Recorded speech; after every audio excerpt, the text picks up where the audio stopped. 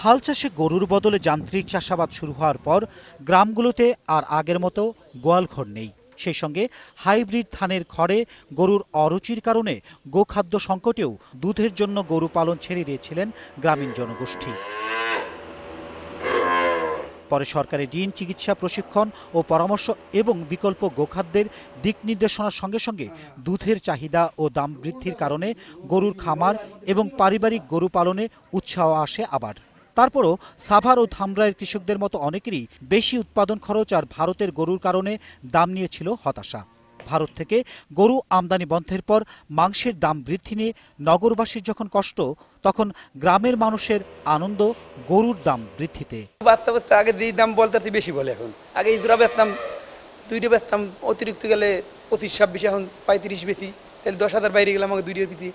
এত বড় গরু 50,000 টাকা বেশি, আর এখন যেটা 70-80 টাকা যাইব। ইন্ডিয়া থেকে বলে গরু আসে না, তাই বলে দাম বাড়ে। আগে তো পালছি, বুঝেন নাই? কারণ আমরা কষ্ট করে পাললাম, পাইলে যদি আমার পয়সা না পাই, আমরা পাললে আমার কোনো হইতেছে না, ফায়দা হইতেছে না। আর এইটাই এতদিন চাইছিলেন প্রাণী সম্পদ গবেষণা ইনস্টিটিউটের মতো সরকারি সংস্থাগুলো, যারা চান ভারতের ওপর নির্ভরতা কাটুক, কৃষক পাক ভালো দাম, দেশ হোক স্বয়ংসম্পূর্ণ।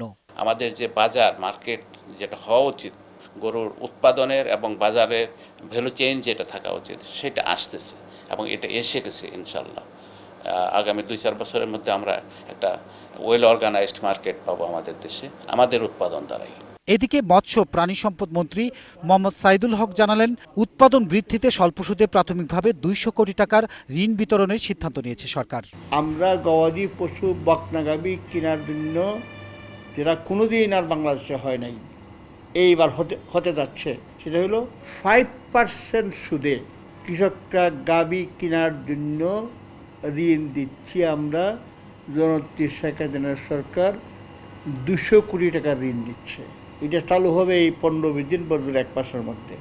এরই মধ্যে ভালো জাতের গরুর সংকরায়ন, উৎপাদন বৃদ্ধি, ঘাস ও গোখাদ্যের সুলভ সরবরাহ করে গরুর সংখ্যা ও মান বাড়ানোর অনেকগুলো প্রকল্প সফল হয়েছে, অনেকগুলো চলমান রয়েছে।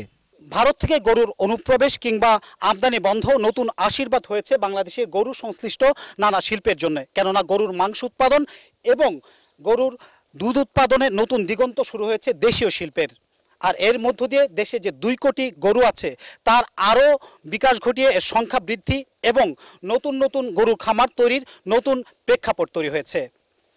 Sajid Rommel, 21 television, Savar.